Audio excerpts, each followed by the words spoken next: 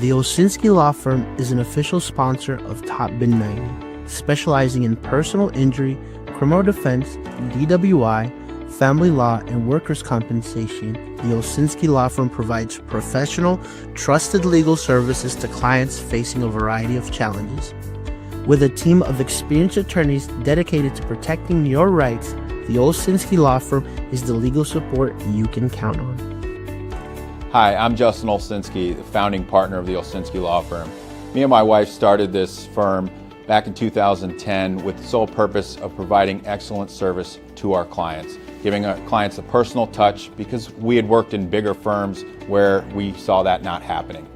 We handle criminal defense matters, civil personal injury, wrongful death, workers' comp, and family law matters. We have a team of attorneys that care about the outcome of your case, and we will fight to make sure that you get the justice you deserve.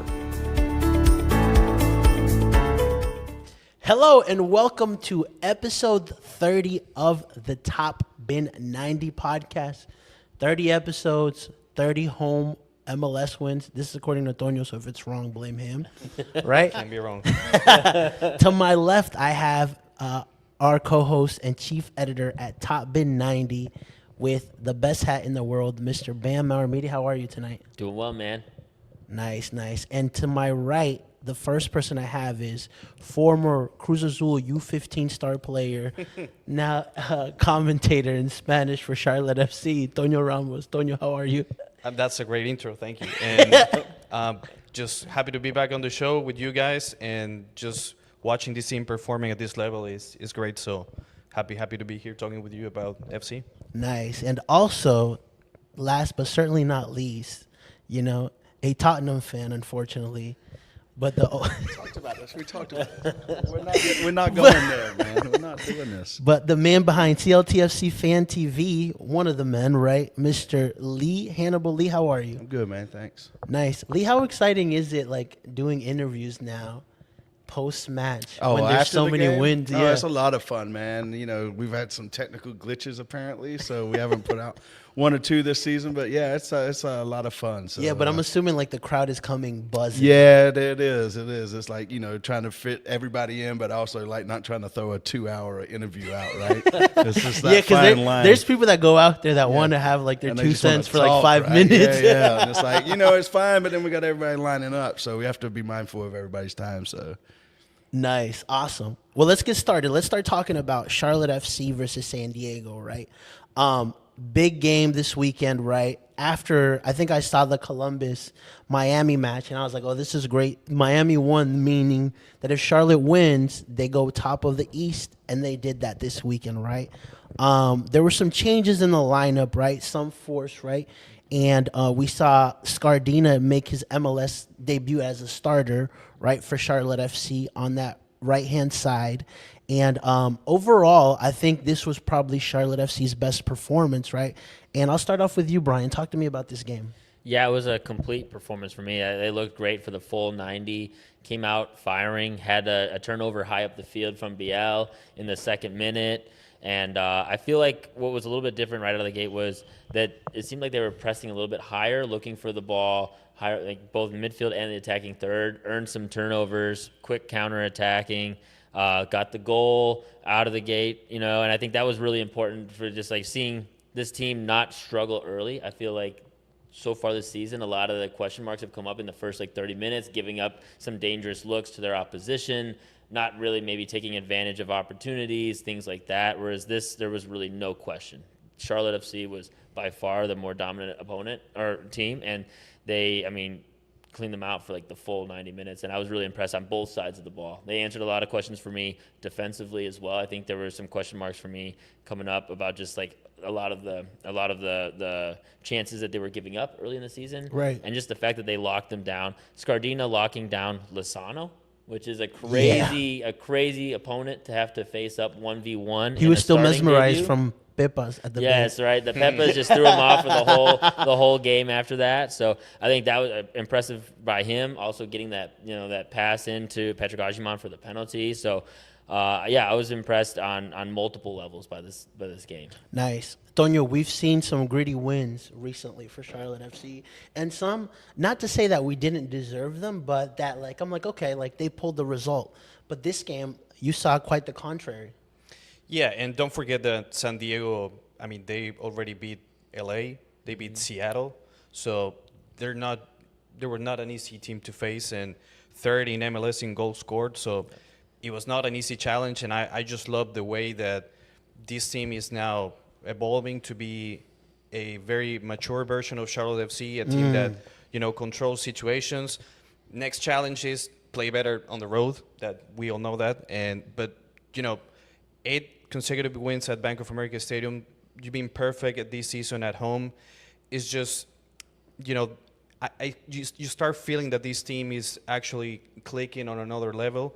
But of course, again, the playing on the road is going to be a different challenge. Next game on the road is going to be in Columbus after the New England game this weekend. So it's going to be a great moment to see how we, fix some things. And even though we played without Nathan Byrne, Nathan was being very solid for us. You can kind of say the same, 4 at the back with Galina, same guys. They know each other. Now you put Scardina there, and he did a really good job.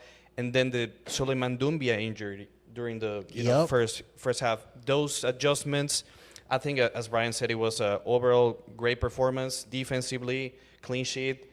Privet scores his first goal, and then up front, of course, Pep Biel with leading the MLS in assists and goal contributions is great. He's a key component to this team, but I don't see that we just depend on one guy to score, which is very healthy. You see Abada, you see Pep Biel with an assist.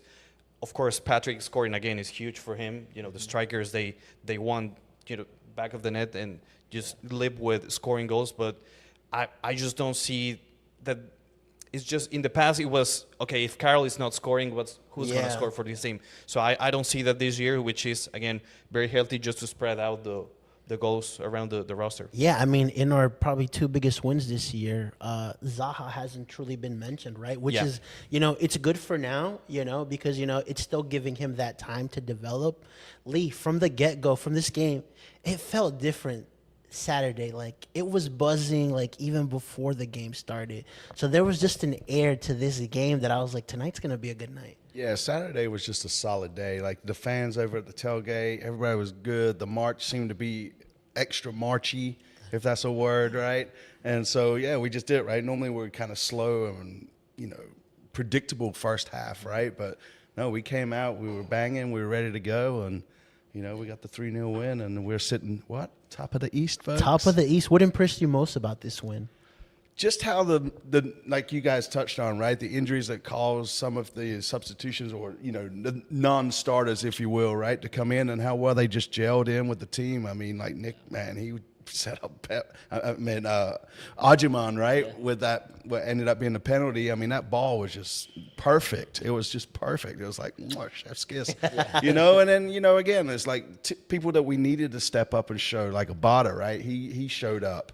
Pep, he's just on it, man. And like, he is. He's going, and even like, we've seen like Westwood kind of go missing in games. He was there, right? He was involved.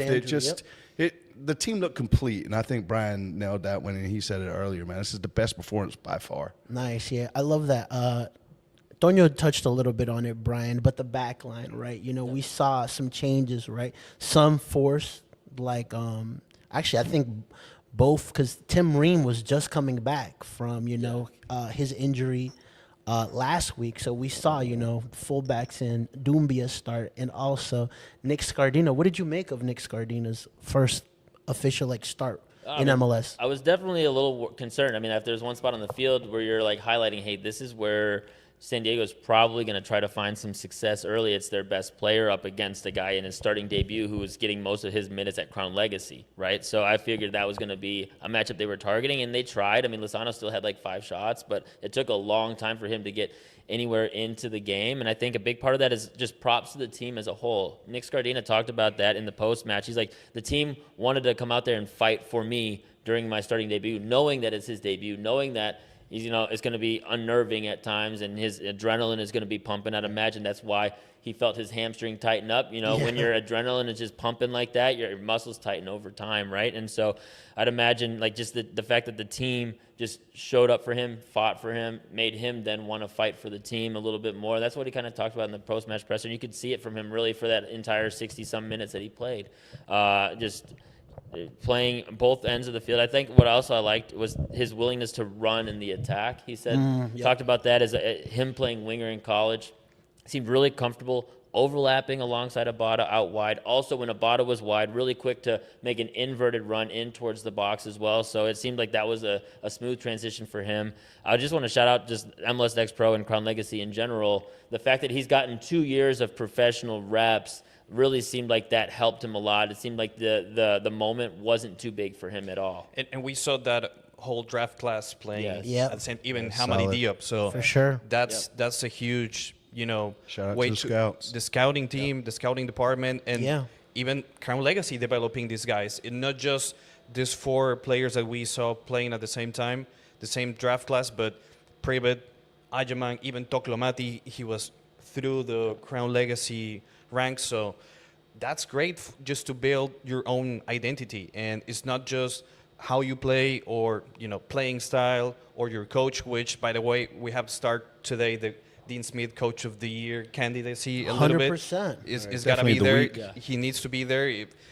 I think we're gonna, continue in this path. If after Leagues Cup you're still top 3 in Supporter Shield race, Dean has to be in the conversation of Coach of the Year. So, but it's not just these youngsters that we are seeing him developing at this level, but Charlotte FC has a clear identity, and they know how to play. They know where to be. And again, to me, it's Dean Smith's work and all this great group of players doing what they asked to do. Nice. Lee, one of the things that Dean Smith mentioned in the press conference was the togetherness, right? Like they came together also for Nick Scardina because they knew it's Yeah. like we got to make sure Yeah. how much confidence does that build for you as well? Because we just lost Nathan Byrne will be out 6-7 6-7 weeks. weeks, yeah. So you have to gel a team together because it's not a one-man performance. It's a team performance. Yeah, it's fair. I mean, I guess that shows what's going on behind the scenes, right, in the locker room, that sort of thing, right, the commodity and all that kind of stuff they have together, right, just kind of gelling, hanging out, I'm assuming, right? And, I mean, you see it, right? I mean, yeah, like Brian said, there was 1 or 2 times it's like, uh-oh, here we go sort of thing. But he pulled through. He did his job, right? I thought he had a really good performance. I'm definitely not knocking the guy. And, here we are, man. We're still undefeated at home. And again, where are we? Top of the East. Top of the East. I love that. Toño, talk to me a little bit more about, what needs to happen with Nick Scardino, right? Because, like we just touched on, Nathan Byrne's going to be out for 6-7 weeks. Oh, he's gonna see minutes now. Yeah. Yeah.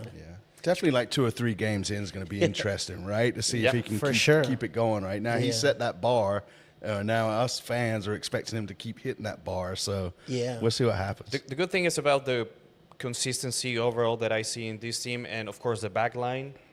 Maland and Pribets, they're super solid pair of center backs. That helps a young right back just to, we know that your main starter, Nathan, is not going to be around for a couple of weeks, so he has the support of that back line.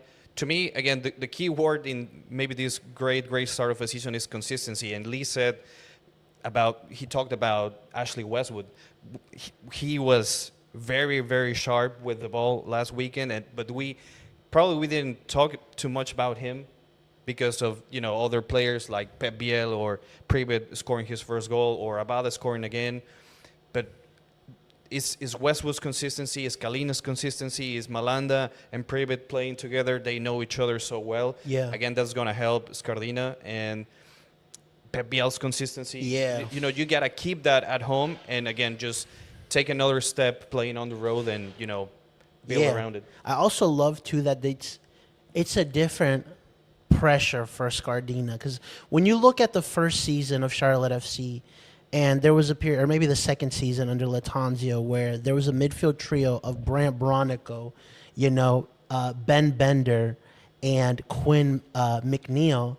Like, these guys felt some sort of pressure, too, because, like, there's no other leaders that you can look at to try to like make sure that you're good, right?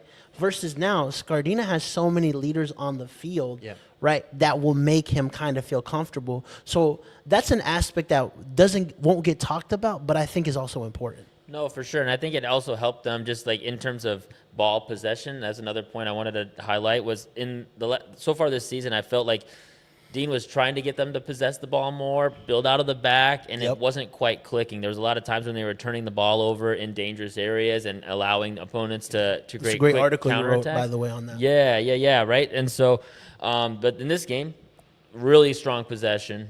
Dean mentioned that as well in the post-match presser. They built out of the back, and I think that's what gave them the momentum early was the fact that they could have Malanda and Privet line up on either side of the box alongside Kalina, and they could get the ball up into the midfield, up into the attack. And so it gave them a whole nother dynamic that we really haven't seen from this Charlotte FC squad since Dean Smith took over. So, if they can keep that up and build possession, control games with the ball, control games without the ball in terms of their positioning in that 4-4-2 mid block. If they can do both of those things, they have a whole lot of just dynamism, and it makes it really difficult for teams to prepare against. And now you have very deep midfield. Yeah. We see Williamson playing, Diani, Bronico, he's also very consistent. So even when you have two center backs like Malanda and Privet that have a very sharp touch, even with the ball, and help building up the play, that's just helps a lot. Just Westwood being that like quarterback on the field, just distributing the ball, and Bronico, pressuring everywhere and cleaning the way for Wesley. I think, again, I see a very healthy version of Charlotte FC, which everyone knows what role they play. Nice. Lee, you're a big fan of Andrew Privet. I am, man. First goal in 50 MLS. games, man. Yeah. 50 games, first goal. So I put that damn 50-cent gif on there to see if anybody caught it. But yeah, man, my man's doing well, man. I'm telling you, every time he plays, man, we have a Kalina sheet. Love that. Yeah. Toño, talk to me about something that we haven't mentioned just yet. We saw Kerwin Vargas in that right back position. Oh, yeah. Right? Dean has always been a fan of Kerwin Vargas' work rate and his defensive work Exactly. as a winger as well. And we saw that kind of displayed at the right back position this weekend. And as a player that probably is not a regular starter right now, if the coach asks you to play right back, you're gonna say yes.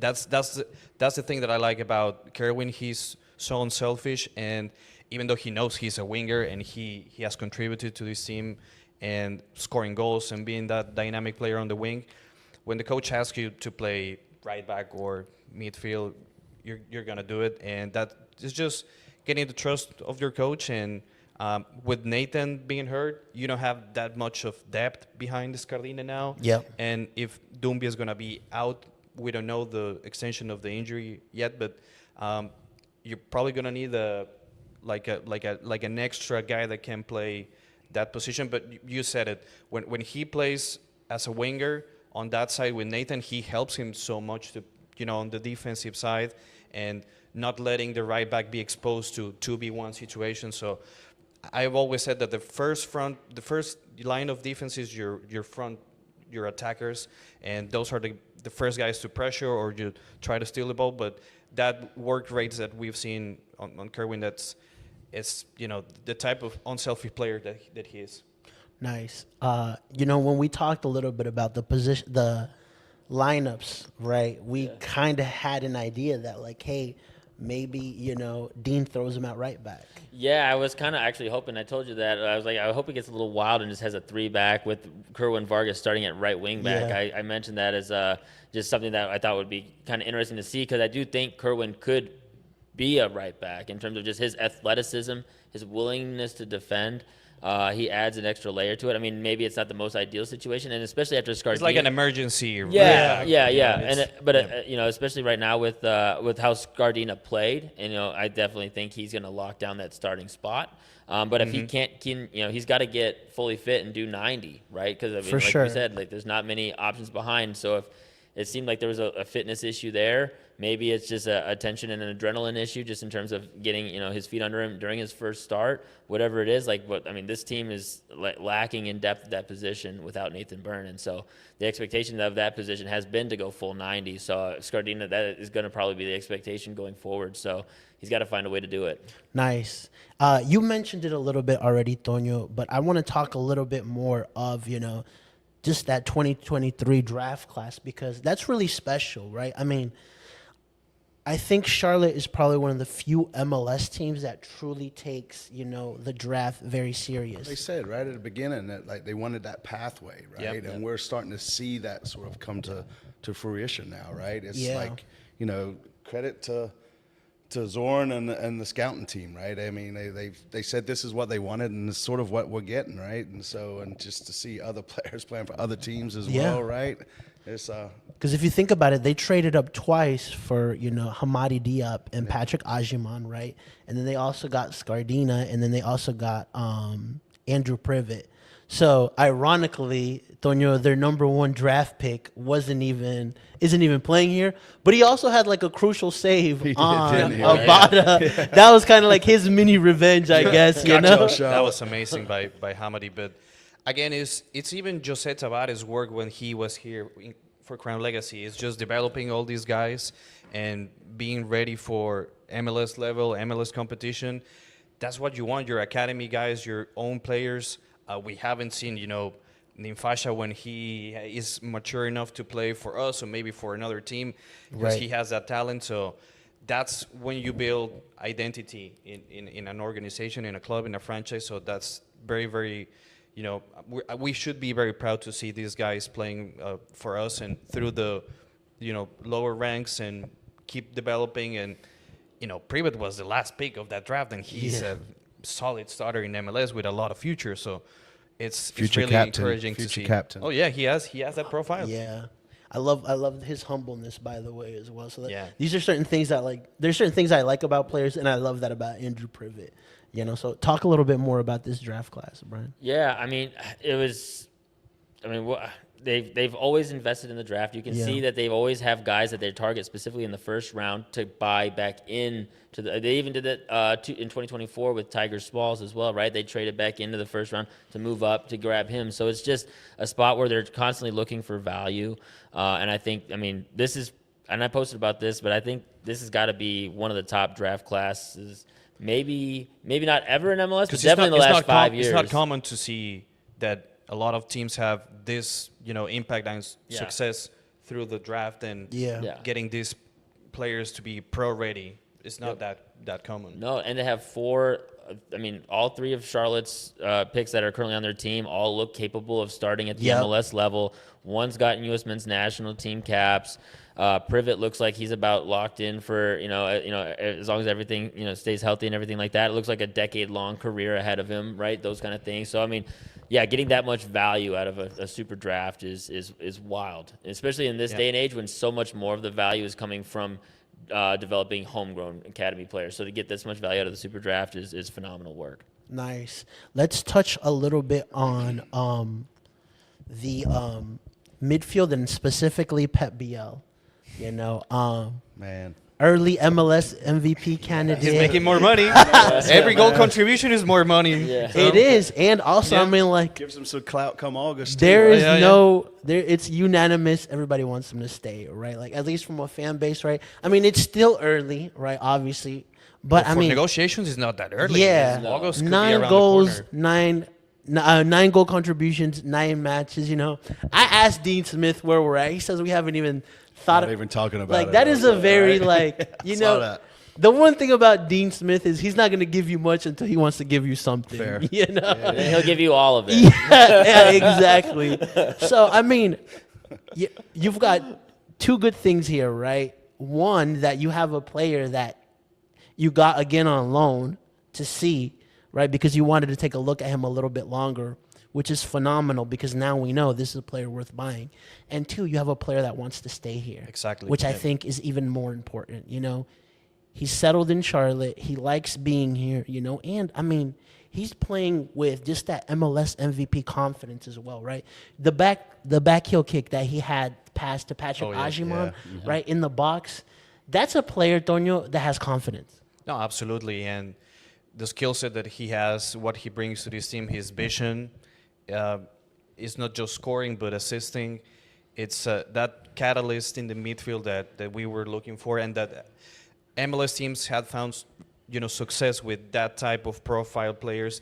It's like the Carles Hills in the past for New England, like the Lucho Acostas, like the Gazdags, and all these type of players. So again, it's going to be a great negotiation. Of course, every goal contribution for Pep is going to mean probably more money.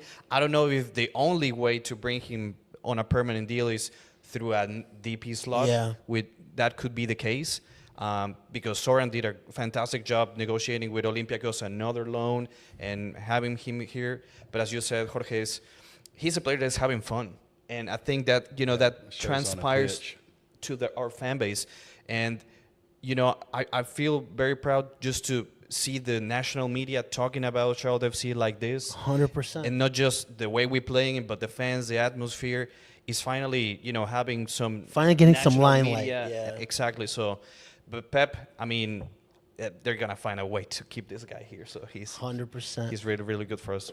Lee, can you see him being in the MVP conversations if end he of keeps the going season? like he's going there, like there's no reason he's not, right?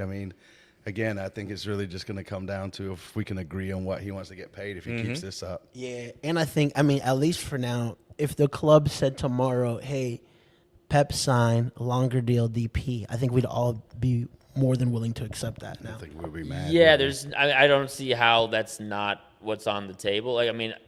If you look at who's in the top 5 for goal contributions, they're all making over $2 million, right? And that's kind of the profile would say is you're making at least $2 million. You're definitely your salary's locked in as a DP. That's just where the league is at right now. So I don't see how, unless there's just some finagling with the negotiations and putting the salary on the back burner, or how the renegotiation would work, or however that might happen to where they can keep him on a non-DP deal through the year. I'm not sure if that's possible, but he's gonna be making. If he stays in MLS and stays at Charlotte FC, it's multi-million-dollar contract per year, and I don't see how it's not a DP deal. That's just the profile of player he's, and it's not even just this season. It's been consistency since he got here, right? The issue we had when he first signed the loan was hey, he doesn't have enough time to show whether or not he's good enough to be a DP. He did, yeah, right? he showed it. And so he had the 5 goal contributions last year. Now he's played 20 games total, has 14 goal contributions in his career here. That's almost every game. And I think that's what's been missing in Charlotte. We talked about Karol Swiderski being the person that, the player that everybody was looking for goals, but it wasn't super consistent. He would kind of be in short bursts and bunches. He'd have a brace here and a brace there, and then there would be 6-7 games where just nothing. Yep. And with Pep Biel, I think that's the biggest difference is you can count on him for a goal contribution just about every week. And that's the difference between those Supporter Shield contenders, those top 4 teams, those MLS Cup contenders, and not. You have a guy who can be okay, well, we're at least going to get a goal from him. Some way, somehow. Absolutely. He's going to provide a goal. And that means you're at least, and especially at home, when teams, they talked about that on the MLS, Sasha Kleshin talked about that. He's when you go to Charlotte, you're down a goal. Right? Yeah, so if you also are down a goal and you have a DP who you can count, or a midfielder like Pep Biel who you can count on for a goal, it's now you're down 2, right? Just going into the game. And so I think those are the kind of advantages that Charlotte haven't had that they seem to be having now. And that's worth a DP contract. Yeah. I love that now oppositions, they don't have it easy here. Everybody is just, there's more tape on Pat, even on Ayumang. There's more tape on Pep Biel, so now they're preparing to come at Bank of America Stadium and don't have a picnic day. So it's not easy to play against Charlotte FC at home. It's been that way for a minute, though, I feel I remember we were talking about this, Lee, on your show a couple of weeks ago, that I remember I said that if this team ends or is still top 3 in the Eastern Conference after Leagues Cup, that's your playoff winning window opening. And that's when you have to invest on Pep Biel and maybe bring some other 2 or 3 reinforcements, and because that's a winning window that's going to open for this team after Leagues Cup. If you're still on the run for Supporter Shield, you go for it. Yeah, and I also think one of the things I talked about, I want to say a few episodes back, was like we're pulling results and the team hasn't even hit the stride, right? And now the team's really about to hit a stride, right? Because I think back to, how well we ended the season last year, right? It took Pep, it took Swiderski, it took Tim Ream a minute to kind of get settled, but those games we were losing. This year, it took the team a little bit of time to get settled, but they were still winning games. Ashley Westwood said it multiple times. He's Good like, teams find ways to win. yeah, he said that, and he said, like, we're still not even at our best. This isn't even our final form. And we're starting to see, right, Charlotte starts hitting the stride, right? And this is where I think this team can really make a push for a supporter shield, right?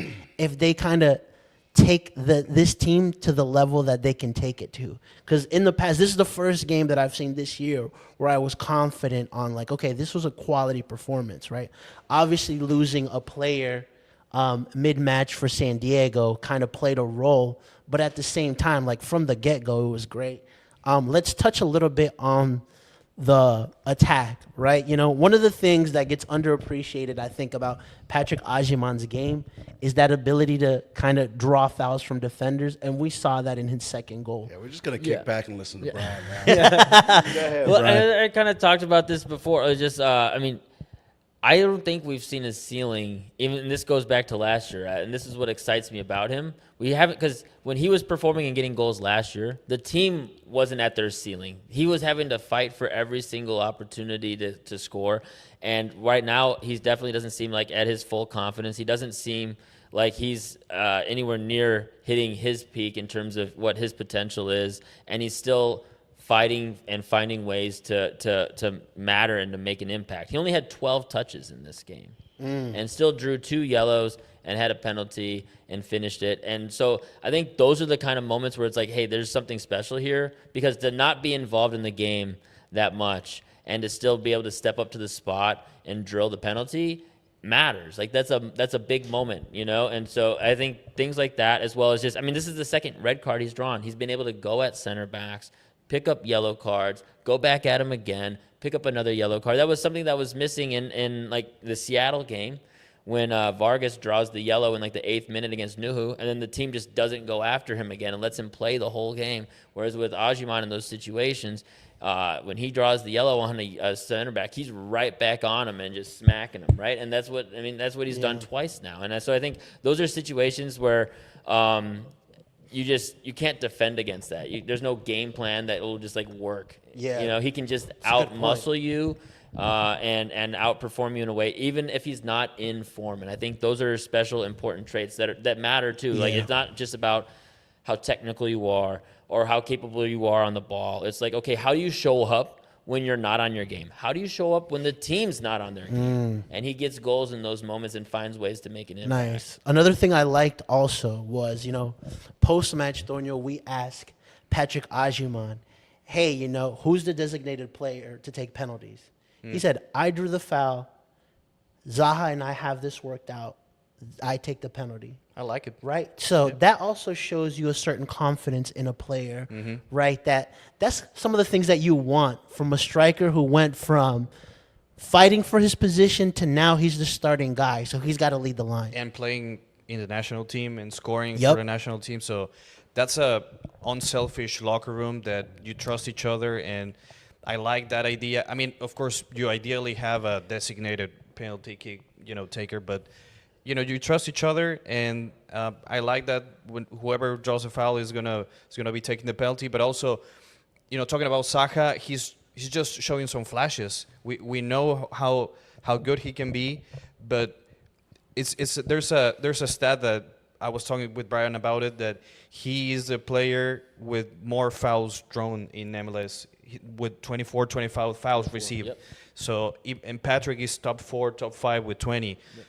Yep. It's not a expected goals metric, but it's, you get the type of player, how easily he just dribbles people and makes it look so easy. He's just showing some flashes, but when he, starts clicking with the rest, as, everyone is scoring and contributing, this front four is a really, really, tough attack to defend. Nice. And then, Lee, you also have obviously you have a great striker in Patrick Ajiman, and then you also have a guy in Iran Toklomati who can come off the bench with different characteristics, right? So what does that tell you about, like, I guess the depth of this squad up top so far? Yeah, I mean, again, kudos to Dean, right, for putting it, like, getting it, finally, like, his squad, right, put his sort of fingerprint on it. Yeah. I don't know. I mean, they're two different strikers, right? They bring two different aspects to the game, and it's good, I guess, that, you know, Pat's being pushed, right? So he's got to show up. Like, you know, I would say there's been some questions, right? Who starts? Who should start, right? 100%. Who should be the guy coming out the gate? It's a nice competition. And to that, have. you know, all that does is help. I'm from what we're seeing, it just raises both of their games, right? And you know, you can't ask for much more than that from a supporter. I mean, this weekend was just class. Yep, it was phenomenal. I do also want to talk a little bit. The one, I don't want to call it gripe, that I still have is I still don't feel like we've seen the best versions of Zaha and the best versions of Abada, right? You know, obviously Abada scored, right? And so it's good to see him score, but there was a couple of chances that he had, especially the Hamadi one where I'm like, yeah, if he put that either you're side, a DP man, player. You should be making these, right? So, I mean, on the plus, he is scoring, which is great. But, you know, a DP player needs to be scoring those goals. It's your more expensive transfer ever. Yeah. So, got to perform at that level too. Yeah. Yeah, so I guess that would be the only downside I would have. But other than that, right, like, to me... But, I mean, I like that the goals are spreading all over these 4 Me or too. 5 guys. And even private to scoring, I think we have now 10 different players scoring. That's it. Or 11, 10. Or 10. It's, again, it's very healthy just to have a lot of guys contributing. Yeah, and I just think it's going to be important for Abada because... This last year, you kind of get away with it. You didn't have a preseason with the team. Okay, like, I can wait. This year, you have to deliver. I'd say that the last 2 games, though, he's been all right, right? Ever since he sort of got benched, right? But I'm just saying, like, there's a level of expectations that we have for DP.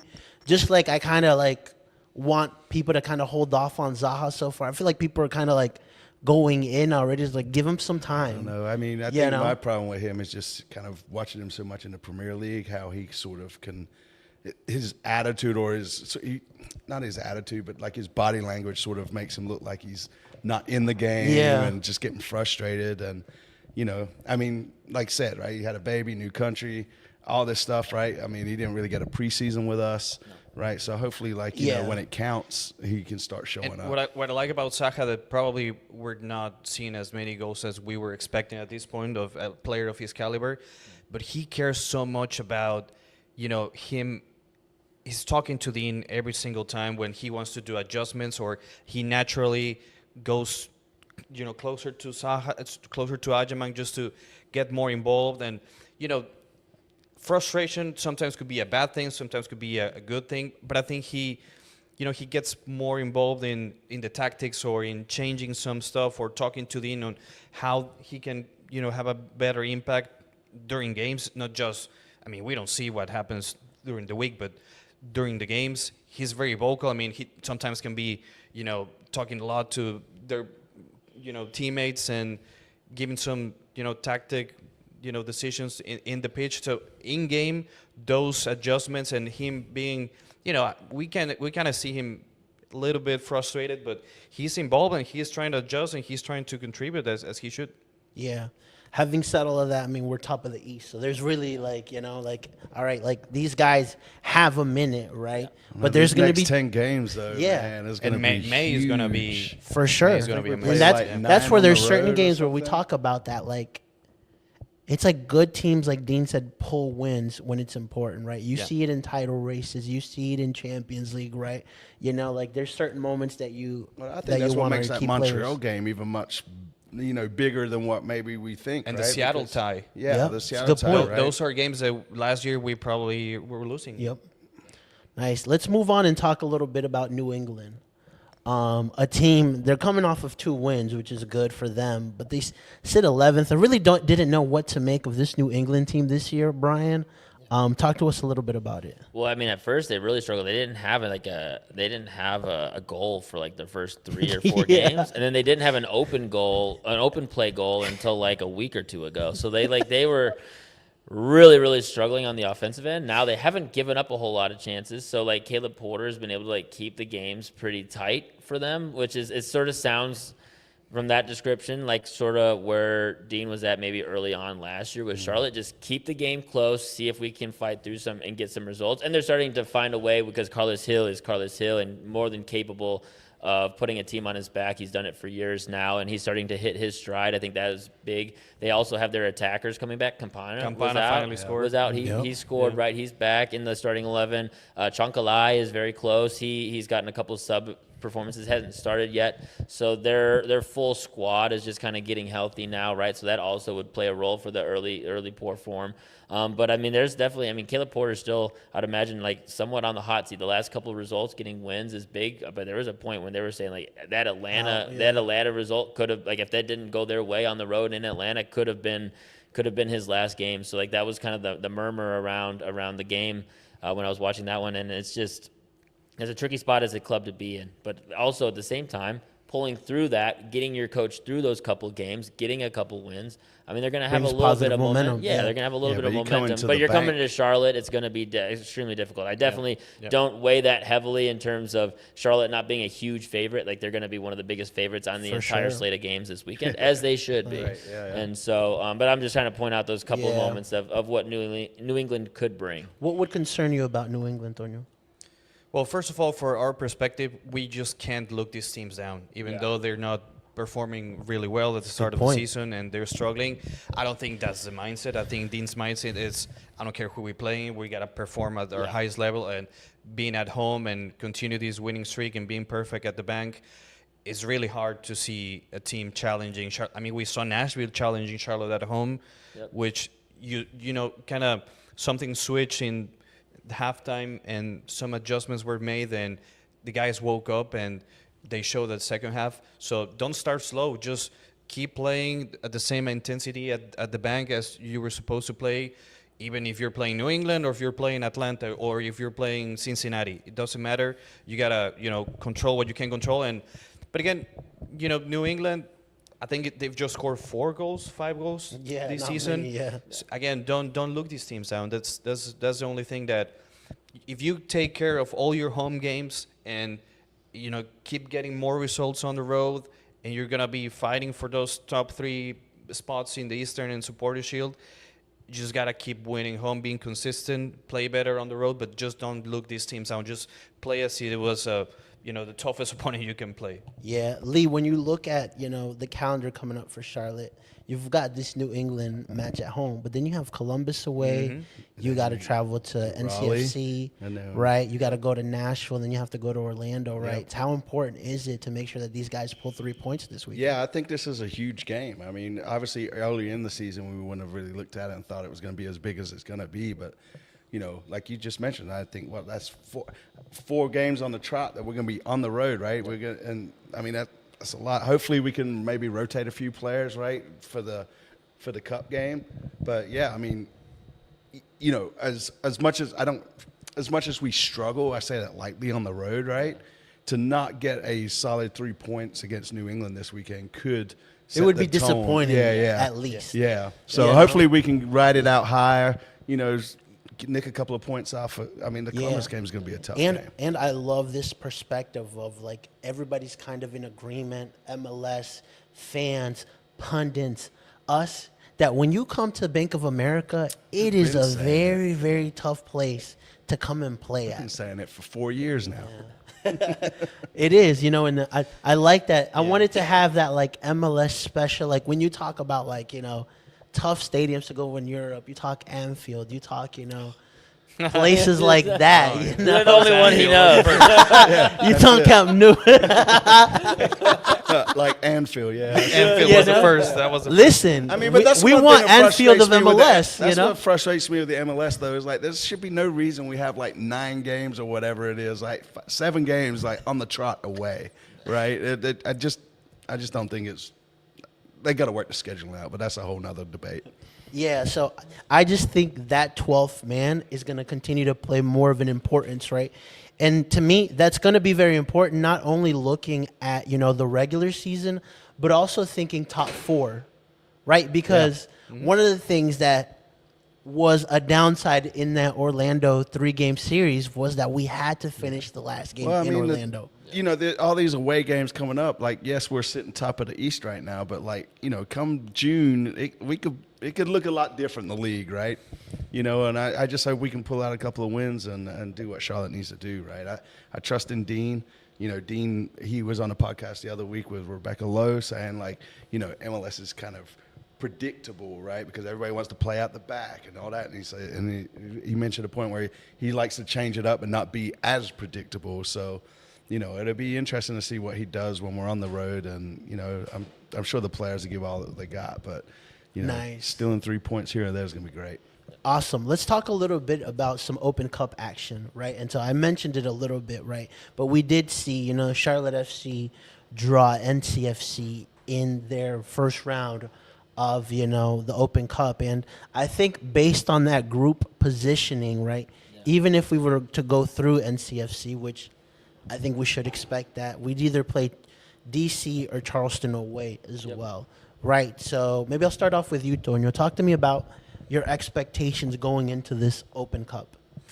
I think we're going to see some rotational, pieces, and it's a good opportunity for guys like Williamson to play as starters and show Dean that he can be a contributor in the future in regular season and probably in the playoffs, or Diani starting, or maybe Bill Tuiloma playing some minutes, or, give Bingham some minutes as well.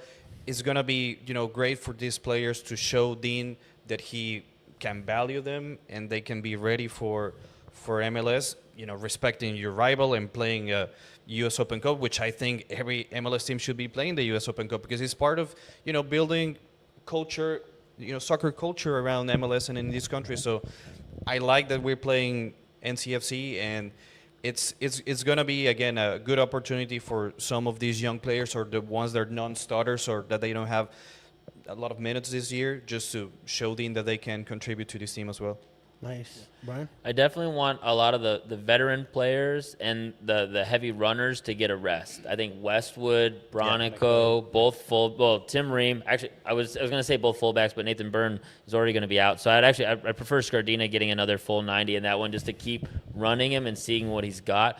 But Tim Ream, Westwood, Bronico, I'd like to all see get a break. Probably Zaha as well. I think I'd like to see Liel Abada still get a good amount of minutes, just to try to figure out how to get him some more momentum. Give Zaha right? a break, or just keep going since he's kind of missed a few games and needs to kind of get. That's a good question. Because it's momentum too, right? And that was what I was thinking with like Ajiman and Toklomati. Give them each a half. See if they can both nick a goal, just to try to build some momentum for both of them, right? Because it's also a momentum building opportunity where like if you just see the back of the net, now you're just feeling different. It doesn't matter if it's NCFC, or Columbus Crew, right? At the end of the day, seeing the ball hit the back of the net from your shot helps build some momentum in the next game. And so I do think that's a good point too, maybe giving Zaha a half or so. Liel Abada, one of them, maybe not both, or maybe rotating them a little bit and just each giving them some minutes just to try to get a goal and nick some momentum, I think is key. I definitely do not want to see Pep Biel on the field. Right. You can even see Dean Smith taking him off in the 65th minute of this one. He's like, hey, it's wrapped up. It's 3-0. Pep Biel is off. And then Pep Biel was pissed, and he's like, hey, man, I'm watching your knees. Hurt. Like, you are the golden goose right now, right? And so you got to keep the golden goose healthy. And so for this, I don't want to see Pep Biel anywhere near the field against NCFC. And I think Dean has experience with him at Aston Villa and in England, having double competitions just to, give some of your starters some rest. And we know that he values so much supporter shield, but also he has the experience of dual competitions, and I think he's gonna rotate some. They get very congested here. So. People say they want to see. We see a lot of fans talking about wanting to see Vargas at right wing back, for those games, which is interesting. Okay.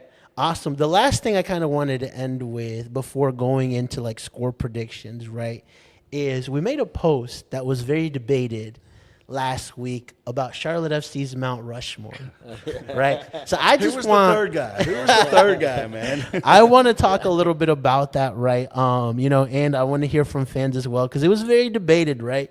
What we had up was Karol Swiderski, Ashley Westwood. That was Westwood? Are you sure? Listen, I'm not sure that was Westy. It wasn't Ashley Westwood. it was Ashley AI Yazviak. Westwood. AI Westwood. AI guy. Ashley Camille Yazviak Westwood. Oh my God. It looked more like Yazviak Yeah, than that's anything, right? Actually. Malanda and Kalina, right? And this is just players, right? If we were talking everybody, obviously Dean Smith goes in there right now. But I guess I would go. I want to start with you, Toño. Who would be in your Mount Rushmore? Who would you keep in this, and who would you take out? I don't know if we already have a Mount Rushmore. We don't, but just You know, for but the 4 years that Call we've it been Kings existing. Mountain. Yeah. that's a good one. Yeah, we have a Mount Rushmore. We have a Kings Mountain. So you can only fit 3 there, not 4. But Yeah. I agree. Crowder's Mountain's the other one. To me, gotta have Kalina there. I think that's the one that nobody can dispute. Yeah. 100%. Kalina. I would say Carroll too. too. I have Carroll there. Thank you. That's why you got invited tonight. Westwood to me feels like the captain of Charlotte Right. FC. And Malanda is a good choice. So I can stick with those 4. Anyone you would give a special shout out to, a Brant Bronico or somebody else? I mean, Brand is a good shot because he has the most appearances in this team. So I could see either He's Charlotte Malanda through or and through, man. Bronico there. He's Charlotte through and through. Yeah, Nice. Yeah, I think it's hard for me to find somebody else. I think Bronico for sure has to be on there. I think it goes underreported how much of an impact he's having at the academy and Crown Legacy. Like a lot of these younger guys are looking up to a guy like Bronico, who maybe isn't the most technical, maybe not even the most athletic, but just pure grit, pure heart, grind. yeah. That's going to leave an impact. I'd imagine that already has left an impact on AJ, Aaron John down at Crown Legacy, and his good season last year, right? His work rate has really taken him to the next level and earning him a pro contract. So I think there's impacts like that Bronico is going to have over his entire career that's going to change some kids' lives in the way they approach the game and the way they can impact Charlotte FC. That's just not going to show up on the stat sheet. And I think long after Bronico's done playing, and he leads the team in appearances as well, right? So on And the he's a stat sheet, local he's guy. been there, and he's a local guy. I think there's just a lot of reasons why he's on there for me. I'm going to get a lot of flack for this, but I don't have Karol Swiderski on my Mount Rushmore. I don't know. I just don't think. Hey, cut his mic, Cisco. I just don't think when you rate him at the position he was at, and the money he was brought in, and the impact he was supposed to have. Well, it goes back to what you were he didn't saying bring earlier. in- He was in spurts. Now, Yes. if he was consistent, right, Yes. then I would put him up there. But it would, like you said, 2 or 3 goals here or 2 goals there only increase those goal numbers. And like the reason you have him on here is because Charlotte FCs did such a bad job of signing other DPs that he just looked better than all the other bad DP signings they had. And I don't think that's a reason why you put a player on an impact. You're like, okay, he made so much more impact than the mediocrity that was all the other big signings. I just don't think that can be a reason for it. So I just don't think there's an attacker that Charlotte FC has had. I mean, look, if if they just finish top 4 and Pep Biel has 20 goal contributions, he immediately swaps out for Karol Swiderski. Yeah. Like that's the floor or the bar that Karol Swiderski being on the Mount Rushmore But is there is at. one 40 name, though. no 40 goal contributions in like 75 matches Carroll? in teams that Carroll? weren't that great is still impressive. That's Carroll? Yeah. There's one name that we have not mentioned, man, is Riley McGree. That man has got to be up there, man. Own goal. Yeah, That's a right. good Own special goal, shout out. right. Yeah. Sergio, give Sergio some love, being our first player ever signed. Who would you project that could be that guy that we haven't still talked about? Could it be Pep Biel? Could it be Patrick Agimon? Could it Privet. be Andrew Privet? Privet, man. I think another name that hasn't been brought up that probably should and just be thrown in the mix is Nathan Byrne. I think he always gets overlooked. Yeah, he does. And he's made a huge impact for as long as Malanda has. Yeah. And at times he's been as much a willing runner. Listen, the comment sections are not offending Oh, me. I'm sure. I'm on your side. They're like, man. I'm Brian's on a your side, but Swiderski you're hater. shooting all NC the German bad says media. Brian is a Swiderski hater. Josh says, imagine Brian with another terrible take. It's all about Pat over here. Hey, they're showing me love. Shout out to Swiderski, too. Nice. Awesome. All right, we're going to end Well, he's it. the only Charlotte FC player that's ever played in a World Cup. Exactly. Well, now Team Ream, but Hey, only at the goal. moment, Only goal I'm on the in Carol's playoff team. history from open play too. In official playoffs too. That's good. We'll see who scores Until this season. you blocked out the missed PK in that same game. We won't. We're not going to talk about that. Stop with the facts, man. We're not looking at that logic. Listen, we care about feelings, not facts. No, I'm That's kidding. right, yeah. Nice, awesome. We'll end it with Lee. Tell me your score predictions for this weekend. 2-0 us.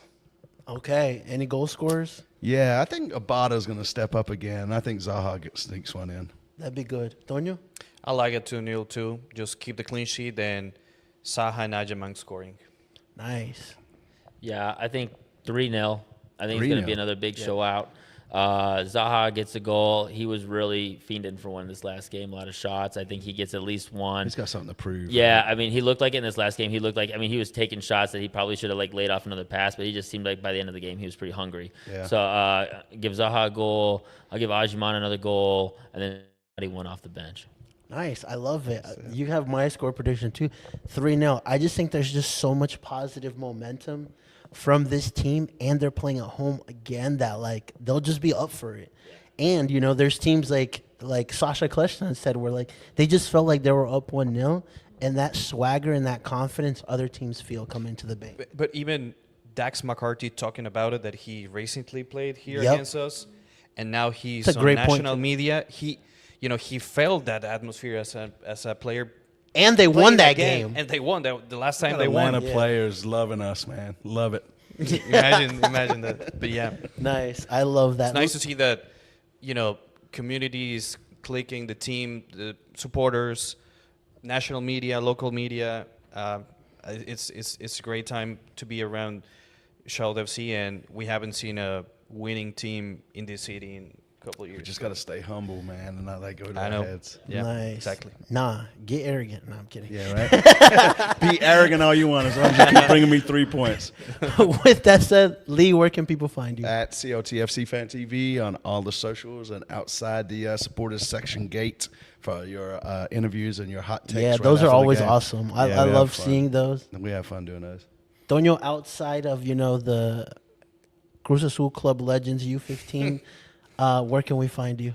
Well, Twitter, you can find me at Ramos019, and you can listen to the Panthers and Charlotte FC Yep. Spanish radio at our website, Panthers and Charlotte FC website, and 106.1 FM for Charlotte FC home and away games in Spanish. So if you guys want to practice your Spanish, you're more than welcome. Hey, you want interviews with Pep Biel? You better start learning some Spanish too. Mm-hmm. Yeah. So, Brian, where can people find you at? Yeah, you can find all my my bad Charlotte FC takes at Bam Mauer Media, and you can also find all my written content at topin90.com, and also check out Dropping Points, MLS Fantasy Show. Check it out. Nice. We got a lot of love for Swiderski in our comment sections.